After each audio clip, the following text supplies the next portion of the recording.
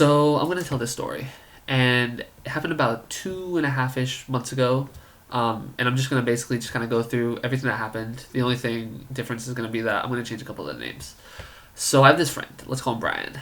And me and Brian have been friends for a while now. Like we met freshman year of college. We're seniors now, so we've been to parties together. We're like almost were roommates at one point. We're pretty close. We're good friends. But I hadn't seen Brian in like a month ish, and then I run into him at a party, and he's like, "Hey, Carl, how you doing?" And I'm like, "Oh, hey, what's up, Brian?" And we're talking, catching up, and he starts asking me about like my career goals. And so I tell him like, I'm a finance major. I want to get involved in like asset management, maybe like the hedge fund industry, stuff like that. And he looks at me, he goes, "That's exactly what I want to do." And I was like, "Really?" Because he was like a sociology major, so I was like, "Oh, that's kind of weird. You want to do like financial stuff?" And he goes, "Yeah, I want to create assets." And just in my head, I'm like one, that's like not what I said. And two, like create assets. That's like really broad. Like anything's an asset. But I was just like, "Oh, okay, that's really cool." And he's like, "I have this like business opportunity that I think you'd be really interested in, and I just want to share it with you." And I'm like, "Okay," like I'm not really looking for anything, but I was just like, he's a good friend of mine, so I just like, okay. So we make a plan to like meet up. And so we do. We go meet up, and it's basically like an interview almost. He like starts asking me all of these questions. He's like asking me stuff like, "Would you consider yourself more process oriented or goal oriented?" And I'm just like, "Goal oriented, I guess." And he's like, "What's your why?" Just like questions like that. Just like kind of very broad, not really going anywhere questions. And then he asks me, "So would you like to be financially independent someday?" And I'm just like, "Yeah, like this, yeah, sure, of course I want to be financially independent." And he's like, "Well, then I think what I have, I think you'd be really interested in it." At this point, so then I've realized, like, okay, this definitely isn't like a startup company. This is like an established company that he's like a part of. And so I was like, what is like the name of this, like, this thing that you're a part of? And he's like, "I can't tell you that. But I do have some readings, and I'm going to send them to you, and you should read them, and then we're going to meet back up and talk about the readings, and I can tell you everything." And I'm just like, all right then. And so, we had the meeting. He sends me this stuff, and like it's just like this 10-minute TED talk, talking about like why the why of a business is important, and this like 6-page reading about like the cash flow quadrant, and yeah, exactly. And at this point, I'm like, okay, Brian is involved in a scam. Like I was like 99% confident this is a scam. I don't think that he was trying to scam me. I feel like he had fallen into a scam, and he was just like genuinely thought it was a good opportunity. And so I was like, I'm just, he's a good friend of mine. I'm going to go along with this. I'm going to go along with it to the point where I feel like I have enough like kind of evidence where I can tell him, "Hey, I think this is a scam, and I think that, in the nicest way possible." So I read the stuff, and, make arrangements. I meet with him again.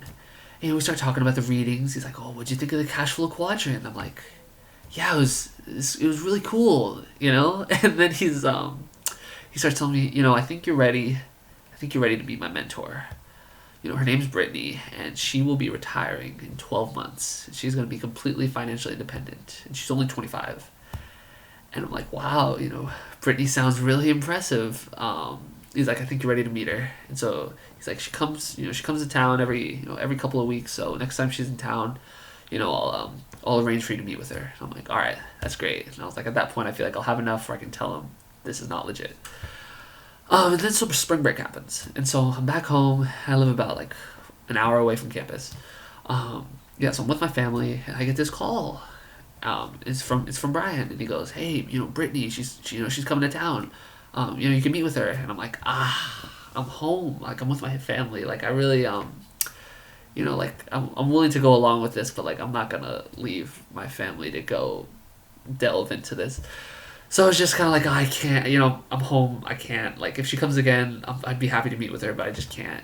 And then he gets kind of annoyed with me, and he's like, "I really, I thought you were interested, I thought you wanted to be, financially independent." And I'm like, "Brian, you won't even, like, tell me the name of this company, and you want me to, like, drive, like, an hour to go, like, meet with this person who I don't know, and I don't know very little about." And we just like kind of we almost like start arguing a little bit. He's like, you go on interviews all the time, and you don't know the name of the company." And I'm like, you so don't. Like, you don't do that. But just, we go back and forth, and it's just, I'm kind of like, I kind of tell him, like, I think this is not a legitimate thing. I was like, I think it's kind of a scam. Oh, and he's like, this isn't a scam. He's like, you just don't know yet. You just have to meet with her, and then, you'll figure everything out. I'm like, all right, well, I'm not going back this weekend. So we just kind of end it there. And a couple days go by, and then he text messages me. And he's like, hey, so Brittany isn't coming to town, but there is an event, it's at this place. It's like 2.5 hours away. And he's like, you, me, and this other guy, we can drive up there and we can go to the event. And like, it was on a Tuesday night. And usually I have like a club meeting on Tuesday nights, but like it was canceled. So I was like, oh, maybe it's fate. You know what?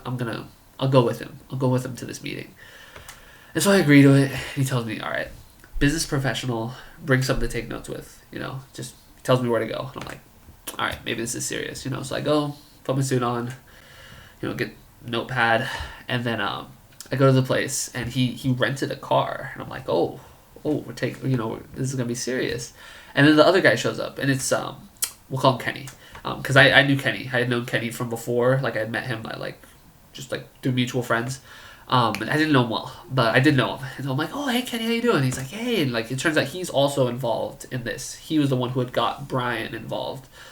And I'm like, oh, boy. So we get in the car, and we start driving. And just, I wish I was making this part up. But so, usually, as you would in like a 2.5 hour car ride, you listen to some music, you maybe talk. They decided to play a book on tape about leadership. And we listened to that book on tape for the entire 2.5 hours. And it was something. And then, it's the longest car ride of my life. But then we get to it's like this casino in like the middle of nowhere. We get there. And just as we're pulling up, I see a bunch of people, they're walking in the casino, and they're all in these suits. And I'm like, you know what? Maybe I was wrong. Maybe this, they're all in suits. I'm like, maybe this is like a real thing, But then we get closer. And then I get a closer look at the people. And it's really hard to describe. But everyone there was just something like a little off about them. Like their suit didn't really fit right, or they just kind of like were a little strange. It's really hard to explain, but just everyone there was just a little bit off. And so we go in, Brian, he knows a bunch of people. He's like introducing me. We get in line, and then I see at the door, there's this guy waiting at the door, and he's taking cash. And I'm like, there it is. This is the thing. And I'm like, I'm so not about to pay for this. And then we get to the front, and I don't know if Brian paid for me or if I got him for free because it was my first time, but I didn't have to pay anything.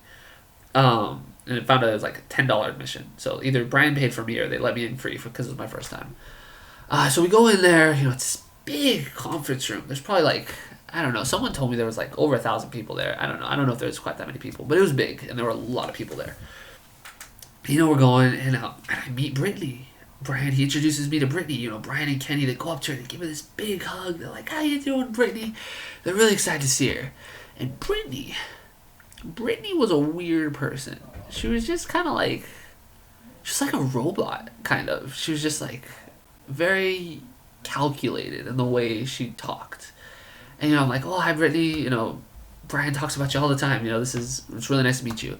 She goes, yeah, this is, it's going to be a really good event. It's not all the time that you get all these people dressed professionally all in one place.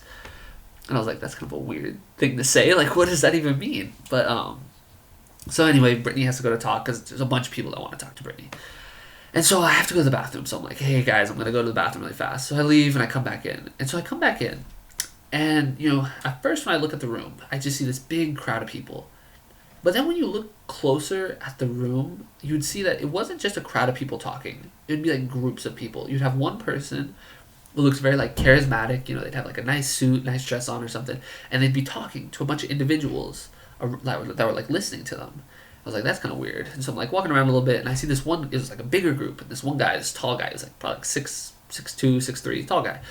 A nice suit, and like there's a bunch of people around him listening to him, and like some people, they even have their phones up and they're like recording what he's saying.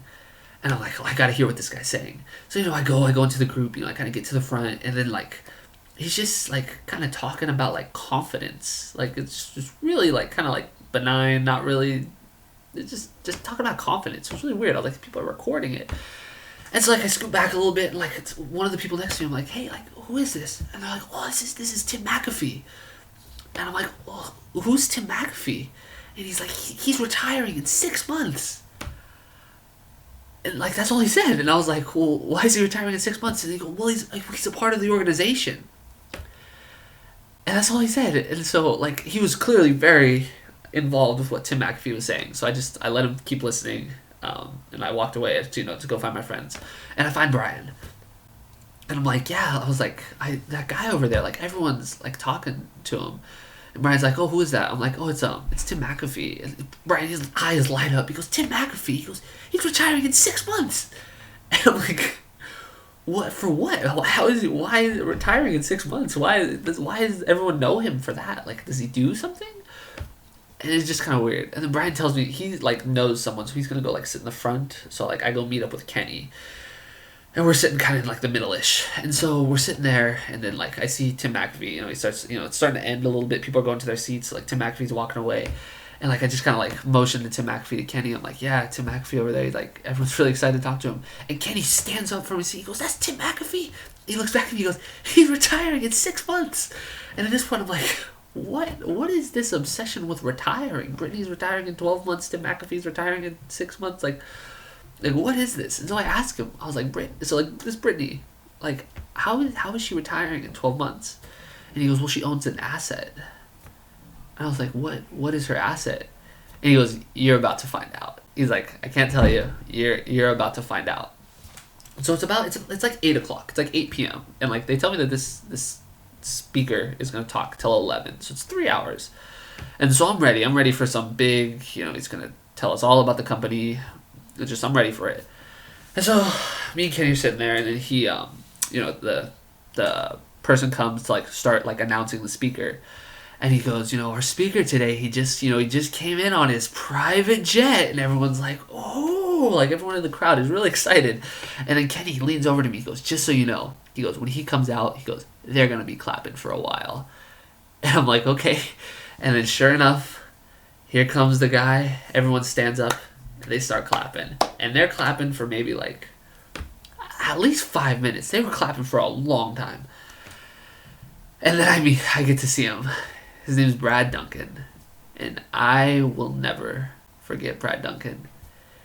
He was like something out of a movie. He was the most like smooth talking, like con man character I had ever seen. Like he didn't seem real. He had this nice suit. He just oozed like this charisma, but not like the kind of charisma that like the feel good. Just like he was like about to try and sell you something. Like he was just there's something about him, but you could tell he was slick. And he starts talking, and he just starts off, and he goes, he's talking about how he was like. He goes, in college, I was just, I was smoking pot. I was drinking all the time, hanging around with my broke friends. And everyone was broke. Everyone that Brad Duncan talked about was broke. They were either broke or a loser. Everyone, including the people in the crowd. He would call us broke all the time. And he just starts talking about how, we're broke. He's not. He's been retired for the last 20 years. Wow. And he's just, he starts going off about just how, like, about nothing, really. He's just, it was a weird cycle he would go through. He would, like, talk about, like, how rich he is. He would, like, talk about, I just bought this new car. And then he would call us broke. And then he would just kind of cycle through that. It just over and over. And he would just say these things, like, these really, like, cliche things. He'd be like, when you have a dream, time doesn't matter. And everyone would just start clapping. Like, they loved it. They loved what he was saying. Like, Kenny, I look over at Kenny, he has his notepad out, and he's taking notes. He's, like, writing this stuff down. Like, just inspirational quotes. Like, weird little quotes. He's, like, writing them down. And, like, I couldn't believe it. And just, like, everything. And then he, he keeps talking. And I soon find out that Brad Duncan is very, very misogynistic. Like, a little racist. And just very, very rude and, like, abrasive. He's, like, starts talking about his wife. And he goes, my wife? He goes, you don't want my wife to start talking to your wife. Because my wife starts talking about all the things that she gets. And then your wife starts thinking, maybe I want to make a change. Just stuff like that. I was just like, I don't know, but the people in the crowd, they were eating it up. They loved it. They loved every word of what he was saying. They were clapping, they were laughing. Brad Duncan owned that stage. He was running the crowd. It was incredible. And he keeps saying these things. He starts like he had this whiteboard behind him, and he would just turn around sometimes. He would draw like a dollar sign, and he would like point to it, and like everyone would be like clapping. They'd be like, yeah, and then just like what? And he would just like say these like things, and he would talk about like he said like the divorce rate is like 70%, and like I don't know if that's true. Like that sounds really high. And he says like the number one reason that people get divorced is because of money. And he goes, and I guarantee it's not because they have too much of it. Just cheesy stuff like that. But everyone's laughing. He writes like 70% on like the whiteboard, and he's just like he keeps talking about all these things. And he's talking about like when he was in college, he was hanging around all his broke friends, but then he found out about this like organization. He hasn't said the name of the organization yet, but he found out about this organization, and then he was able to make all his money, and now he's no longer broke. And he's like talking about his broke friends and how he doesn't hang out with them anymore because like you can still be friends with broke people, but that makes you broke too, and just like weird stuff like that. And then he starts talking about jobs, and that's when I really started to, because he starts talking about jobs, and he goes. First of all, he says nobody is happy with their job. He said nobody. He goes, if someone tells you they're happy with their job, he goes, they're lying to you. And I was just like, that's just so not true. But he's like talking about jobs, and he goes, if someone tells you they love your job, then you go, oh, well then you must hate weekends, because if you don't hate weekends, then you must hate your job, and just like stuff like that. And everyone's like, oh, this is so impactful. This is so like powerful what he's saying. And then he says this. He goes, jobs are slavery. He goes, because you're exchanging time for money. And I know that's just not what slavery is, but that's what he said. He goes, jobs are slavery. And just everyone is just in awe, like this wisdom that they think he's like sharing with everybody. And he's just like talking about how like people who have jobs are slavery, and then he starts getting to like kind of like the stuff I was talking about. He goes like, oh, if you're a black person, he goes, I don't understand how you can be okay with being involved in slavery. And then everyone's just like just like, wow, that's so true. And I'm like he just what? And then he's just saying all these things about jobs and just how jobs are slavery. And then he goes people say that we're all done with slavery, but he's talking about jobs. He goes, but you still call him boss. And just everyone's just like, wow, and they just think that's like it was unbelievable. There was not a single person in the crowd who was not just loving what he was saying. And, he's talking about how like people in your life, they'll like start to tell you like that maybe you shouldn't be involved in this organization. And that he goes, maybe you'll be driving home tonight, and your wife will be like, "Oh, I didn't like that guy. I didn't like what he's saying." And he just turns around, and he just taps on the 70% that he drew, like implying that you should like divorce like your spouse if they like are saying that this isn't good. It's just unbelievable, all the things that he's saying. And then he goes, "There's two things I hate in this world. There's two words." And I'm like, I'm ready for this. He goes, the first word is slavery.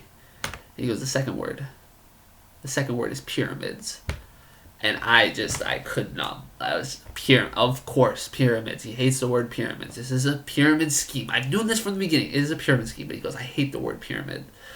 And then he goes to the whiteboard, and he draws like this person at the top, a couple people below, and a couple people below that, and he draws like a pyramid around it. And he goes, right here at the top, he goes, you have your boss. And he goes, then you have the people under him. And you have the people under them. And he goes, that's a pyramid. He goes, everyone you know, they're involved in a pyramid. And just everyone's like, wow, like what? And he doesn't call it a pyramid scheme. He just called it a pyramid. It's weird. And then he draws this like upside down pyramid. And he goes, this is our organization. This is what we have. And everyone's like, wow. And I look over at Kenny. Kenny's drawing an upside down pyramid in his notepad. And I'm like, what is happening here? And just his notepad was just full of notes of just quotes and upside down triangles and dollar signs. And I'm just like, what is this? Everyone is loving everything. And then he starts really, really getting the crowd going. And he goes, do you guys want to know how I'm able to make 7 figures every single year? And everyone's like, how? And he's just sucking in all the energy. He's like, you guys want to know how I was just able to I bought a new jet ski last week. And everyone's like, how? Because you guys want to know. I'm able to have a beautiful wife. And everyone's like, how? He's just building up. And he's building up. And he goes, because I learned to stop listening to them. And he throws his marker at the pyramid that he had drawn behind him. And everybody, I'm not lying, everybody stands up. Standing ovation for that. Standing ovation. Kenny's standing. His notebook is on the floor. Forget the notebook. He's applauding. He's going crazy. They're going crazy for this guy. And just, they were clapping for a long time. And then eventually everyone sits down, but he's still going. And he starts talking about, then he pulls out this pamphlet. And then he kind of just slips. He offhandedly says the name. The name of the company is it's called like Worldwide and Amway. It's like a conglomeration. Definitely Amway is like the larger part. Worldwide is like another subsidiary, something like that. And he pulls out this pamphlet and he goes, this cost us $1 million to make. I'm like, that's just so not true. And on the pamphlet, he says, this is all of our financial information. And he goes, and your guys' mentors will be going over this with you. And he's talking about like how people who follow the program, he goes, there's not a single person who I cannot have them retired in 11 months. He goes, no one, not a single person. He's like, if you guys follow this, he goes, you guys are going to be very rich people. I just can't believe it. And he starts reading off these things. He's like, okay, because you go through different levels through the organization. He goes, once you get to Emerald, he goes, then you're making like $100,000 a year. And then you go like to Platinum, you're making, I think it's $800,000 a year, and it topped off at like Diamond. At Diamond, you're making $3 million a year. And he goes, the government, he goes, they make us read this to you. He goes, I don't want to read this to you. He goes, they make us read this to you. And I just can't believe that people are listening to this. And then finally he wraps up, after he starts like calling out people in the audience, like people in the front row. He's like, Dave, how long have you been retired for? They're like 2 years. I'm only thanks to you, Brad. And they're just, they're all clapping, and it's just, he's just going through. It was just a 3 hour just hyping up the crowd. It was nothing. He talked of nothing of any substance for the entire 3 hours. And finally it's over. And I just can't believe what I just sat through. But I don't let anyone really know that I'm like unhappy with what I just heard, just because I am surrounded by just Brad Duncan like fans. Everyone was in love with the guy. So I just kind of like, people would come up to me, they'd be like, so what'd you think? And I'm just like, it was something. It was something. And so, we get out of there. It's me, Brian, Kenny. We're in the car. Brian's driving. Me and Kenny are in the backseat. And I'm just like, how am I going to like bring this up, what I think? And so I'm like, all right, I'm going to try and be a little smooth about it. So I just pull out my phone and I'm like, so you guys ever like Google Amway before? And Kenny goes, yeah, man, you can't believe that stuff. And I'm like, everything like kind of says it's like a scam. He goes, honestly, when you're looking on the internet, you're going to find what you're looking for. And I'm like, but I just typed in the name. I wasn't looking for anything. And then I asked Kenny, I was like, so have you ever like put any money into this? Like besides like the $10 we paid to go, or like the car that they rented? And he goes, well, to be a part of Worldwide, it's $60. I think it was $60 a month. And I was like, you're kidding me. I was like I didn't say that, but I was just like, in my head, I'm like, you're kidding. $60 a month. I was like, so you pay $60 a month? He goes, well, it would be $60 a month. But if you pay $15, an extra $15, you get unlimited podcasts. And I just, he pays $75 a month to be a part of this. Not to mention, so it was $10 to go to this thing that we went to, but they also have this gathering. They say it was once a year. They call it Family Reunion, where all the people that are involved in the organization, they go and they meet together. They rent out like this like giant like Coliseum or whatever. And the tickets for that, $300 a person. $300 for what I just listened to. We're just Brad Duncan's talking for a couple hours. $300. And so I kind of started just, me and Kenny, I'm just like, Brian, he's in the front, and he's silent the whole time. And I just kind of started saying that Brad Duncan, a lot of the things he said just like weren't true. I was like, what was that thing he said about slavery? I was like, that's just not what slavery is. He just doesn't understand that. And Kenny's like, yeah, well, you can't get focused on the details, man. You really can't. I'm like, the details? I was like, that was the whole thing. I was like, what was the point? He goes, well, the point is being financially independent. And I'm like, but how? How would you be financially independent? And he's like, well, he goes, Brian's going to talk about this with you tomorrow, but what you do is you start your own business. You'll be an individual business owner through Amway and Worldwide, and through them you will be able to make your money or whatever. Paying this $75 a month, going to these like, I don't. Brian told me at one point that they go every 2 weeks. They do this drive, so they rent a car every 2 weeks. They pay $10 and so they just. Yeah, and I'm like, well, how do you make the money for your business? And he's like, it's really complicated, and I'm like, you can't even give me like a brief overview. And he's like, it's really complicated, and just we kind of start going back and forth. We honestly start arguing a little bit, and it starts getting a little heated because I'm just saying these things. I'm poking a lot of holes in like what Brad Duncan was saying, and he's just getting more and more frustrated. He's like, why are you hanging up on all these details, man? Like, why? Why do you care about these so much? And then at one point he goes, honestly, he goes, I would not be comfortable going into business with you. And just I'm like, okay, buddy, okay, because that's clearly what I'm angling for, is going into business with him. And then we keep going back and forth, and eventually he goes, you're just like my mom. He goes, my mom doesn't get it either. And I'm like, wait, what was that? And he's like, my mom. She goes, she just doesn't get it. He goes, we don't have businesses like this in Asia, and so she just doesn't understand what this is. And then it kind of dawns on me that his mom had told him that this is not legitimate. And if his mom can't convince him that this isn't legitimate, then nothing I can say to him will convince him. So honestly, after that, I just kind of dropped it, and me and him, we just started talking. The whole time Brian is silent, he's driving, he's not saying a word, which is very unlike him. And so me and Kenny, we just started talking about like intermittent fasting, like just random stuff. Like I just completely changed the subject, not talking about Amway like anymore. Eventually Kenny falls asleep because it's a long drive, and just Brian, he's just been silent this whole time, just driving. And I kind of lean up to him, and I'm like, so Brian, why couldn't you tell me like the name? And like he's like, it's just not how we're supposed to do it. And I'm like, don't you think that's kind of weird? He's like, yeah, I guess it's kind of weird. He goes, but after tomorrow, he goes, it'll all make sense. I'm gonna go over the documents with you, and it'll all make sense. And I'm like, all right. I'm like, can you send me the documents? He's like, we're usually not supposed to do that, but I can. I can send you the documents. And so we get out of the car. I shake both their hands. I go about my night.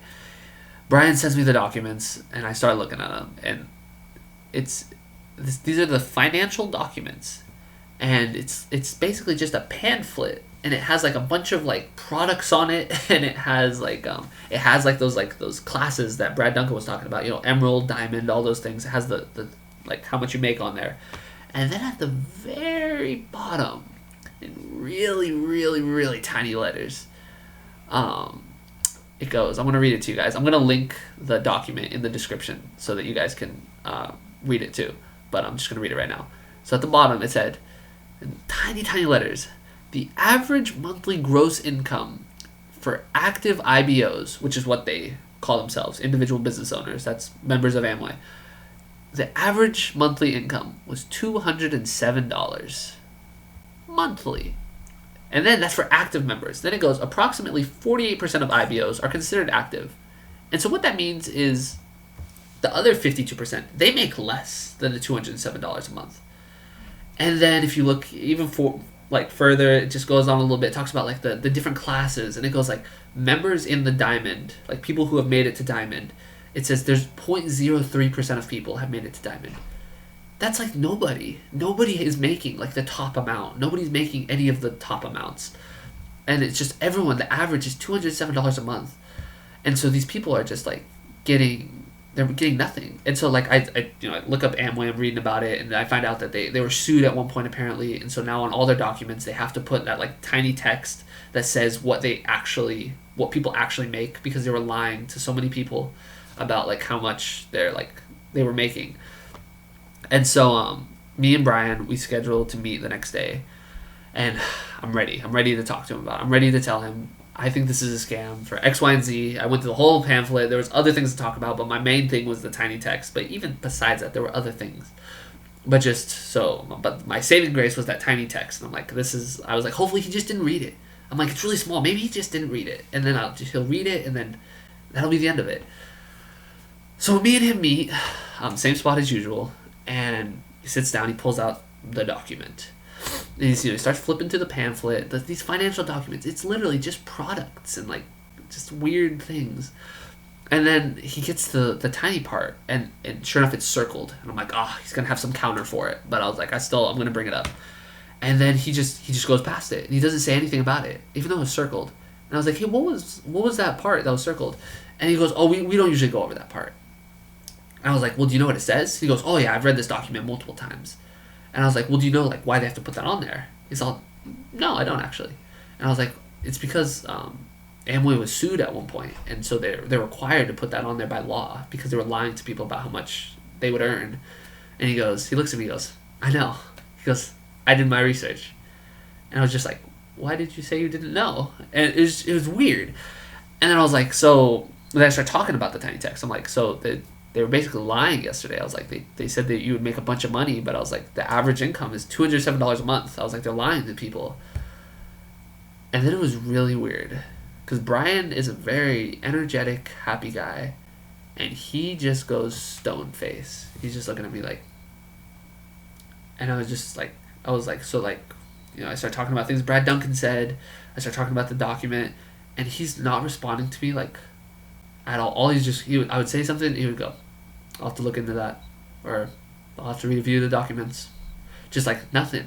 And then like we're still talking, and then all of a sudden he just pulls out his phone and he just starts scrolling through Instagram. And I'm like, wait, what? And I was like, Brian, how many other people have you told about this? And he just looks up from his phone. He's like, why does that matter? And I was like, have they all kind of said the same thing that I'm saying? And he just gives me this look.